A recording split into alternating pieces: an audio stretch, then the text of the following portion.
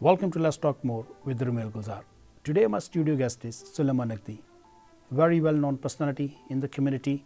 Today we're going to have a conversation with Suleman to find out more about his personal life and his work life. So stay tuned, let's talk more with Rememberable.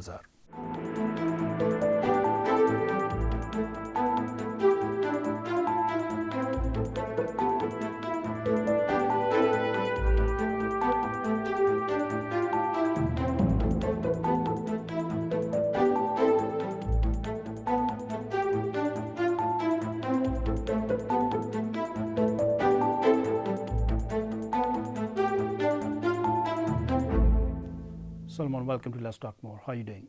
Fine, thank you very much. I've seen you for past few months. I know COVID, I think, has put everybody poles apart, but I'm sure we all get back together again after the situation with the vaccine being a success in this country, of course.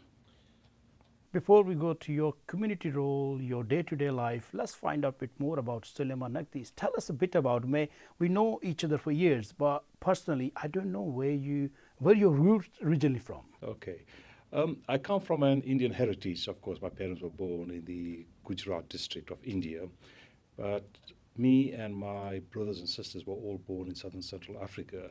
So I was born in Malawi, I lived in Zambia, I lived in what was former Rhodesia, which is now Zimbabwe, and South Africa. So I think the first 19, 20 years of my life was spent in southern Central Africa. But I grew up at a time when the British mandated territories were there. So, of course, we were British by birth because the Union Jack was flying. And our formal education was the curriculum that came from this country.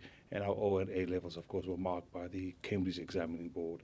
So that made life a bit easier for us when I arrived in this country at the age of 19, 20, because we were already immersed in the British educational system and we knew the norms of the British society, and therefore integration into society was a lot easier. The second part is, of course, the Asian and the white community in Africa were the minority. The black indigenous population, of course, were the majority. So to remain a minority even in this country was never a problem and was never something that we had to adjust ourselves to, because that is all what we had ever known. But then, of course, I traveled to India about 12 years ago. India is one of those countries where you either love it or hate it. You know, as I say, Marmite, you like it or you don't like it. And I simply fell in love with the country. And I've been there about 8 times, traveled in various parts from north right down to the south. So that has been my life journey in relation to a personal work. But otherwise, I've been in the city now for 45, 46 years of my life, and of which over 30 years has been given to work towards the betterment of society. So I run various charities, and the idea there is to try and see if we can contribute to society, both in relation to civic society and interfaith work. You arrive at your age of 20. And age of 20 is quite, that time is a teenage, quite mature. And at that time you say it's no culture shock? Culture shock was not so much of a culture shock. I think what the difficulty was is I grew up on a farm with about 50 acres with plenty of people that work for us, businesses, etc. And all of a sudden we ended up in a two-town terrace house in this country. And I asked myself, next time I see my dad, I'm going to ask him, why has he sent me to the UK? Extremely cold, confined spaces to live in. And of course, we've adjusted ourselves. So more of the culture shock was more around the housing and issues of that nature, because this is not what we were accustomed to. And eventually, I think over time, of course, I've got 2 sons and a daughter, all born in Leicester.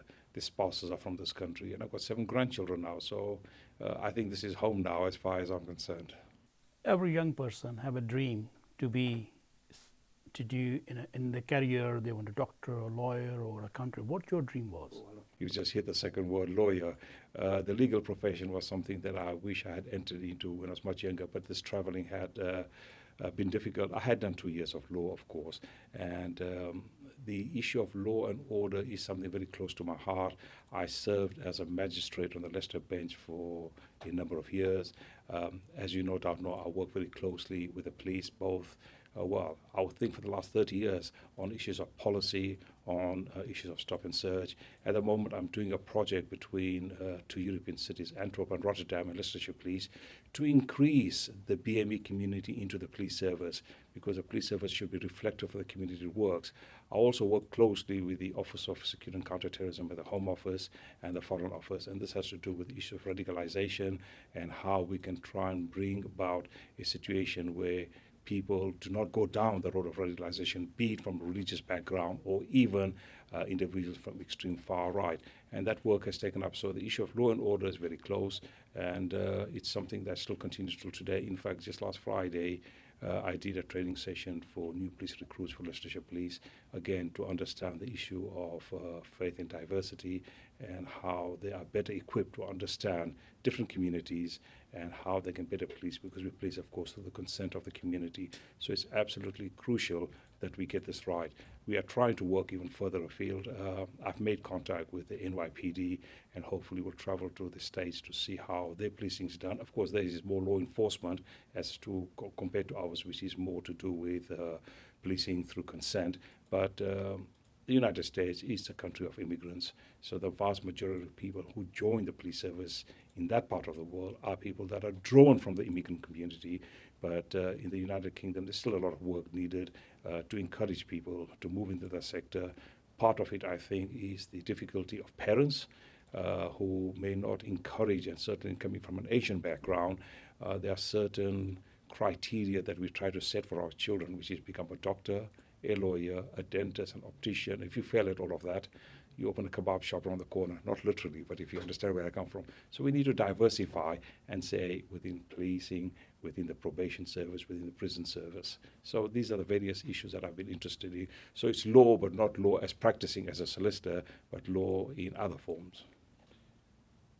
Suleman Nagdi, DL, MBE, many other titles, many awards over the years.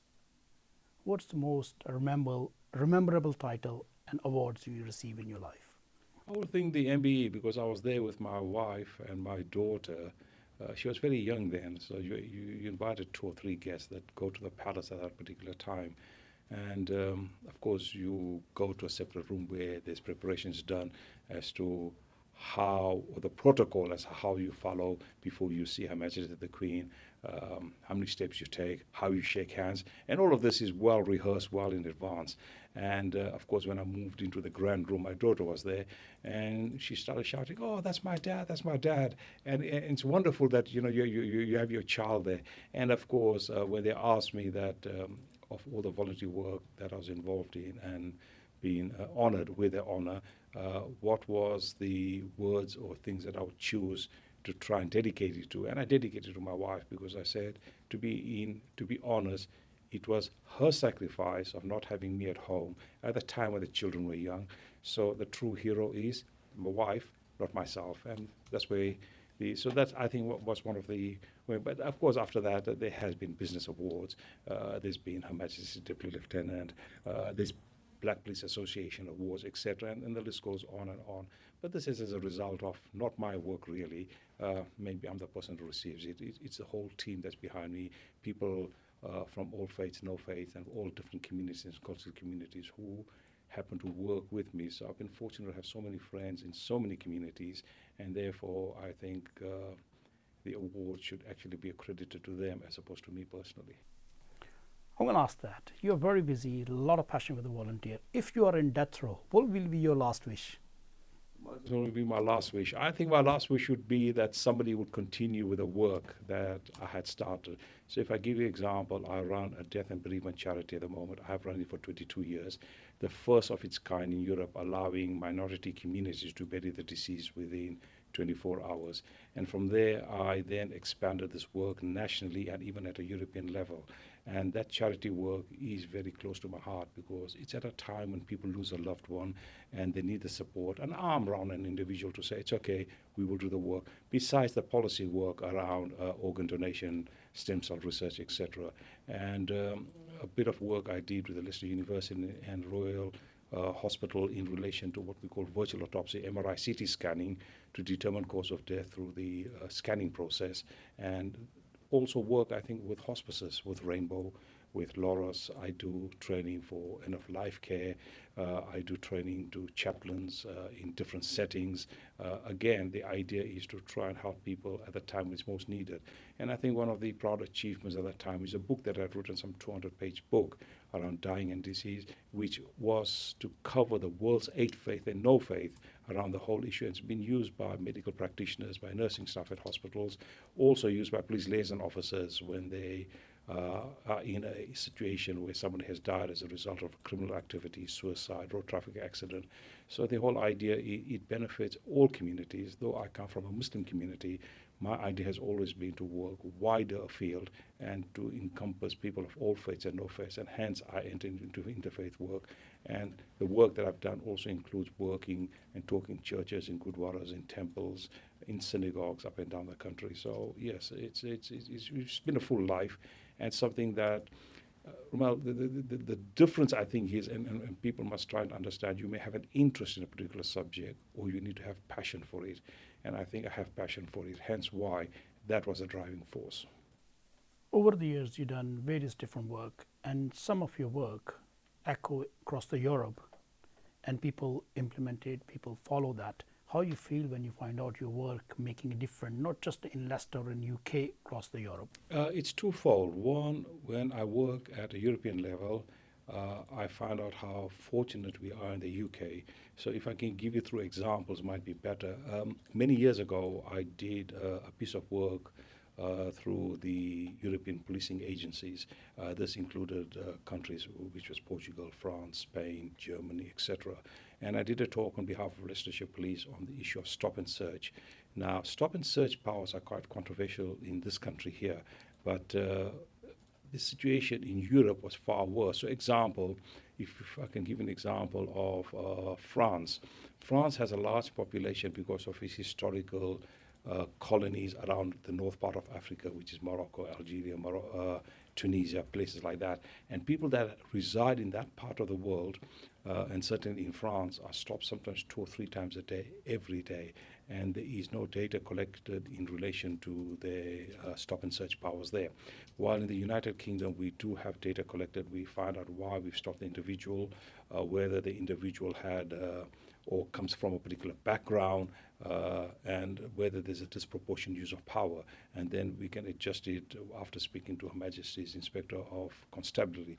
But in Europe, this does not happen. So we are fortunate, despite the fact that we talk about stop and search in this country. So it's something that I bring back here, and I've done many radio talks. I used to do Thought for the Day, etc. And I try to bring that argument forward here. On the other side, in teaching, I work with the National Resilience Force for the United Kingdom, which works with all the 4 main branches of government, which is, of course, the military, the fire service, the police, and the NHS Trust, in relation to mass fatalities. Now, mass fatalities can be for a number of reasons. Could be multiple biological weapons going off, dirty bombs, and you contaminate a whole area, a whole group of people. You can't take them to the hospital because you contaminate them. Also, you need to move them into a safe area. Now, the safe area could be a school, a library, a place of worship, but there we have to provide food, water, basic medical. Somebody might have a dialysis machine that's required, etc. You cannot take them back home again, because what happens is, the idea is people remove the articles of clothing, they're going through a showering process, come out the other side, put on a gown, and they move them into a safe area. So I did some of that work in places like Sweden and Norway, and they were quite interested in finding out, well, hold on a second, how have you been involved in this particular issue? And I said, well, that's because I work through MBE, called the Death and Bereavement Center that I run, and that's the field that I entered into, and hence why I come into this.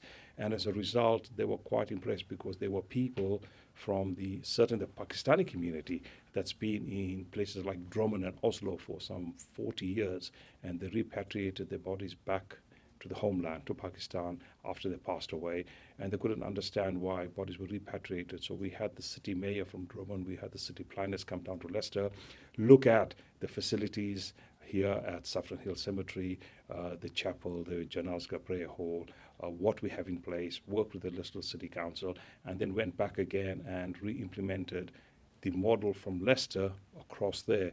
And as a result, they created the first. Then I've been to Norrköping, which is in Sweden, and they had difficulty in relation to a particular town where there were possibly 30 to 40,000 Muslims, and they just could not establish a place of worship, a mosque, because there was a lot of far-right activity in this particular place. So I had meetings with the Football Association, with the municipality, which is the equivalent to our city council, various other stakeholders, and we managed to get permission, and they built the first mosque there. So there are things that we have exported there, and there's things we've borrowed from there. So the idea is learning from each other, not so much as telling them what to do, but there are things that we pick up from them that are good practices. So there are various issues that I found that has been beneficial to us, our citizens here, but also worked right across. In fact, the issue of MRI and CT scanning that I talk about, virtual autopsy that we worked here in Leicester, we have our coroner in Leicester who actually, through her own budget, pays for it. So anybody from any faith community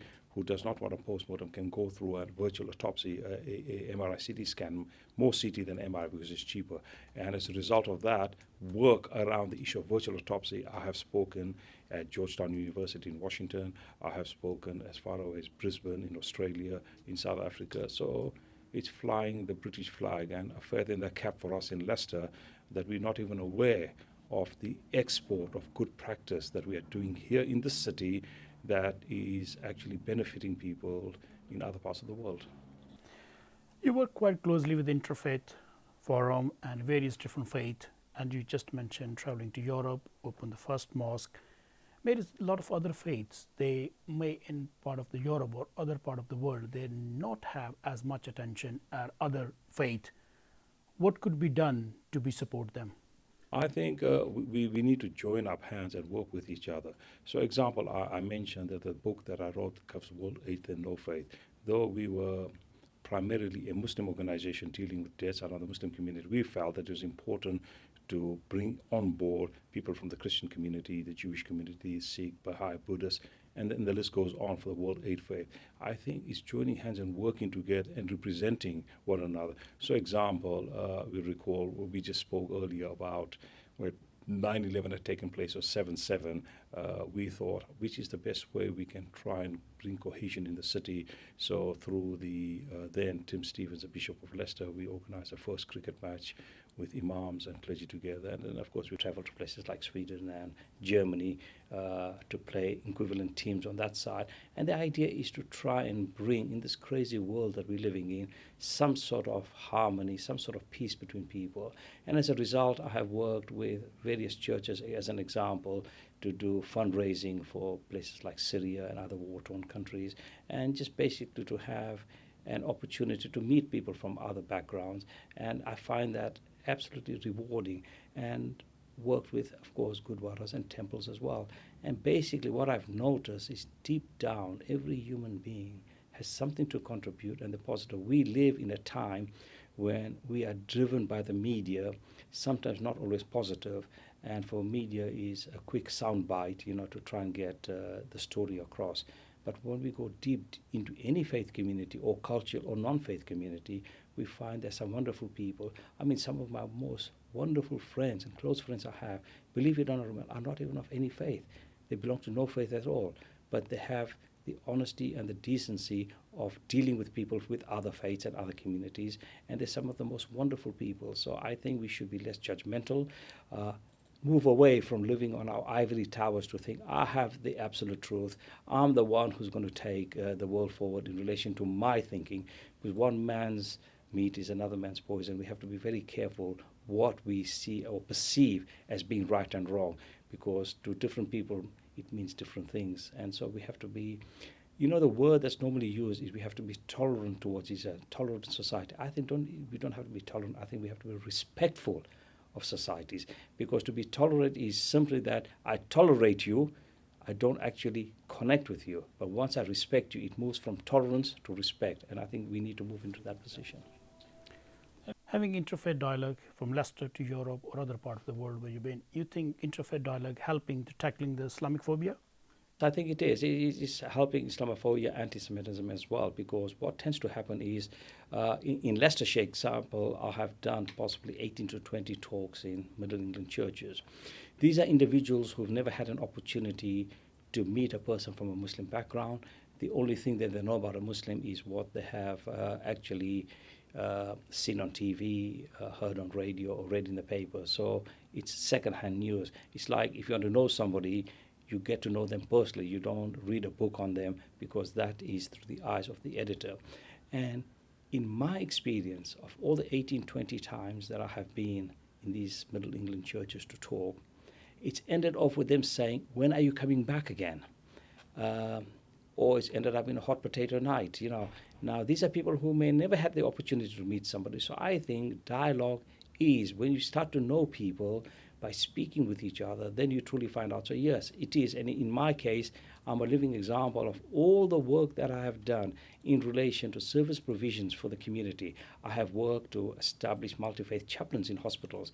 I have worked to establish dietary needs for all faith communities in hospitals, in prison settings, etc. I've worked to try and rehabilitate prisoners through my life with the Glen Power Young Offender Centre. And I found at every stage, people are quite willing to cooperate and work with you as long as you can articulate and tell people of the need of your particular or various faith communities or cultural communities, and people are always willing to work. What we do not want to do is come to a situation where you start demanding your rights, because that already builds a wall, a barrier between you and the other person. But by simply dialogue, by simply talking and explaining, more than most people are willing to come to your way of thinking. So I have found interfaith dialogue extremely worthwhile. It is much needed, even needed much more now in the troubled world we live in. We just see, and I don't want to go into all the political aspects of what happened all over the world, because as a DL, I'm not supposed to enter into the political field. The Crown is, of course, neutral of all political parties, but we see upheaval in all parts of the world. And what tends to happen, and certainly if I give an example of the Muslim community, sometimes a criminal act by a handful of people, be it an act of terror, whatever it is, we seem to put the whole community in the dock to be answerable for the acts of a handful of people. Now, criminality exists in all communities, no matter which background they come from, and we should address them as criminals for that particular aspect of the work that they do. We should not blame and stereotype whole communities for that, because the vast majority of people are peace-loving people, people who just want to get on with life without all the added pressures that we see. So I think to tackle Islamophobia, anti-Semitic, or even the issue of Black Lives Matter, all these issues are very important issues and will only be accomplished through us talking. Marching is good, putting pressure on government is good, but if we fail at the very basic level of seeing each other as fellow human beings, then we have failed at the infancy stage, at the very beginning. So I think it's crucial at various levels. Someone was talking about, we learn about with your life in Malawi, coming back to your love of Leicester. You're very close to work with emergency services such as like Leicestershire Police. Since you came on board, what you have seen change, especially in Leicester with Leicestershire Force? I've seen actually an increase in the number of members of the BME community who've joined the police service. The target was, at that one point, was about 15-18%. We had possibly 8-9%, better than the rest of the country, but never hit quite the target. At the moment, the initial stage of people actually applying to be police officers is possibly about 28 to 30%. Now, I don't say all 28-30% get into the service, but we've seen the change take place. And that has been as a direct result of what we call active marketing. You know, in the old days, when somebody was promoted or the police service was promoted, they may go to a shopping center, have a little stall, have little leaflets, one or two police officers standing behind the thing and giving out leaflets, and hopefully that people would have an interest. And we soon found out that that was not possible, certainly in relation to the community, because the community needed more interaction. They had certain questions, they had certain fears, they had certain issues around would they be mentored, issues around fitness, etc., academic achievement. Was there institutional racism still alive within the police service? So there are many questions that people had, and we had to address all of these issues. And the way we did it was, when I talk about working with the police, remember, I'm not part of the police. I'm what I class myself as a critical friend of the police. So when things are going right, I'll of course endorse it, and when things are wrong, then we'll try and hold the police accountable for what's going wrong. So I think to be a critical voice is very important, and that critical voice has been not only extended to police and security, but has been in relations of counterterrorism, radicalization, including the media. You know, I have worked with the national media, I have worked with the local media as well, and sometimes there is a big difference between the local and the national anyway, we know that. And I've worked with the red tops as well as, you know, media who are very close to my heart that work here. So there are differences between them, and we tend to always say that the media is out to get people or stitch them up, so to speak. I did give evidence to the Leveson inquiry when it came out into media ethics, and hoping that we could address those issues. But in short, my experience has been primarily more positive than negative. And anybody listening to this would be absolutely gobsmacked to say I say that. But, you know, I've been involved with the media for about 25 years. I've been the PR officer. I've done a number of interviews for the leading BBC, ITV, CNN, various other agencies. What I have found is usually when the national media come into town, then they want those sound bites. They want a particular story and a particular angle, and if you say something that does not quite match what the editor wants, then that part is cut out, because I talk from personal experience. There are experiences where you can get trapped up as well by the media because they lead with leading questions. But my experience with local media, so example, BBC Midlands, ITV here, Central, BBC Radio Leicester, the Leicester Mercury, Pukaar News, all of these that work within the city have a different approach because they have to live within the community that they serve, and therefore they seem to be a lot more balanced as opposed to those that come from out of town, come in quickly, grab a short story, go back again, and maybe they never have to live in that community ever again. So there's a difference between the national, international, and local. As we were talking about earlier on multiculturalism, Leicester is very diverse, interfaith. But when we look at in whole, when we go to Highfield, there is one of the set of the community is a Muslim community, most of the residents. When we go to Melton Road on Belgrave, most of the Hindu community. When we go to East Park Road, is a Punjabi community from the Sikh community. If we are talking about tolerance, interfaith, why we keep moving around and in on little colony or neighborhood? It's a very important point you've made, because when I grew up in Africa, of course, initially my parents left from the Gujarat, as I mentioned, on a ship coming into Africa. Primarily, they were Hindus and Muslims together. We lived in each other's homes. We interacted in business. The only difference, we may have known one or the other, maybe died that one may be a vegetarian, one not. Otherwise, it didn't happen. And I've realized that the parallel lives have existed since we've come from that part of the world to the UK. Now, there could be various reasons for that. It's not for me to justify it one way or the other. But there are different reasons why different people live in certain areas. The old saying that goes, birds of a feather will flock together. So if they live, example, in Highfields, where the first, example, mosques and halal butchers, etc., were set up, people live in that area because it's easier there. There's another issue that if a husband and wife go to work, it's easy to go 2 doors down and have free babysitters like we are as grandparents, just to drop them off. Now, that has developed over time, but that is not unique to Leicester. If you go back to United States, if you go to New York, which you've been, I've been, and we see after 300 years, the Italian Quarter, the Jewish Quarter, the Chinese Quarter, it still even exists after 300 years. As we leave this country and we go to sunnier climates like Spain, I love Spain. When I go to places around Malaga, I see the British enclaves with fish and chip shop. Nothing wrong with that. I love fish and chips. With British newspapers, with people only speaking English, not speaking any other language because they're retired and maybe they don't. So we all do it, but we tend to always pick up on a particular minority community, and we question that, but we do it all the time.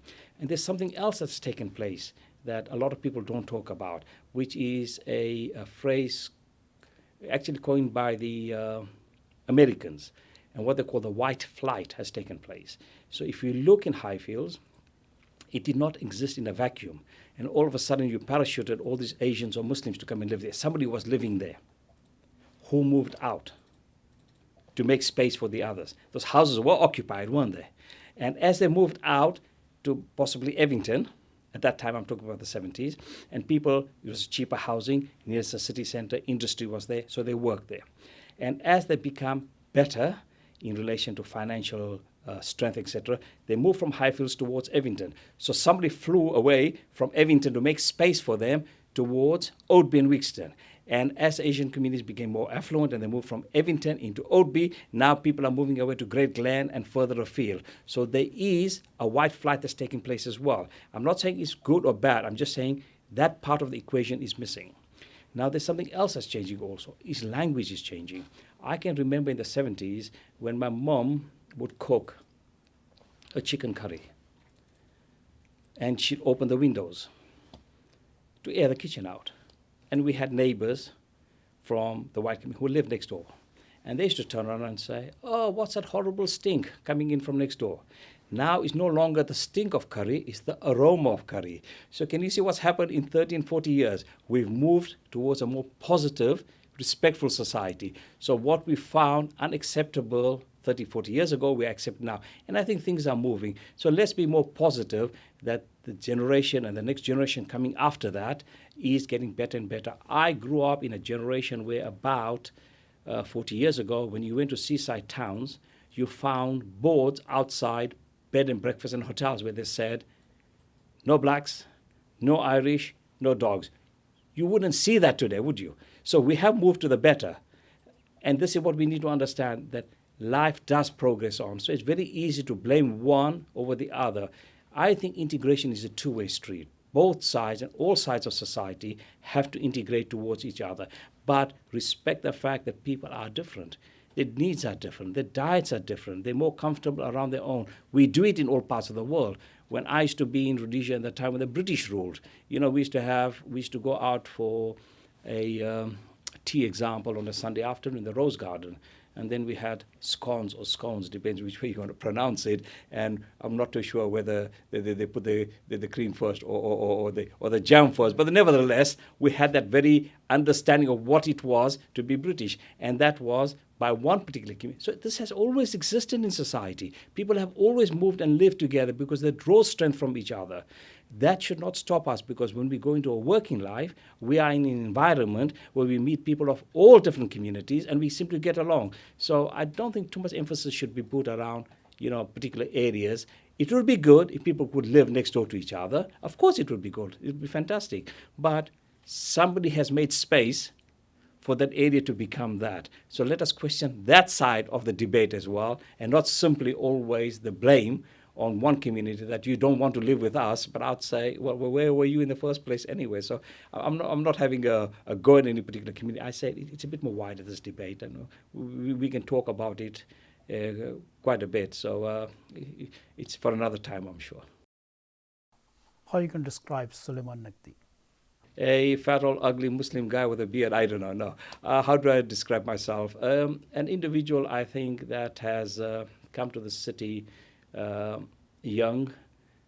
Believe it, I was not born with grey hair, black hair.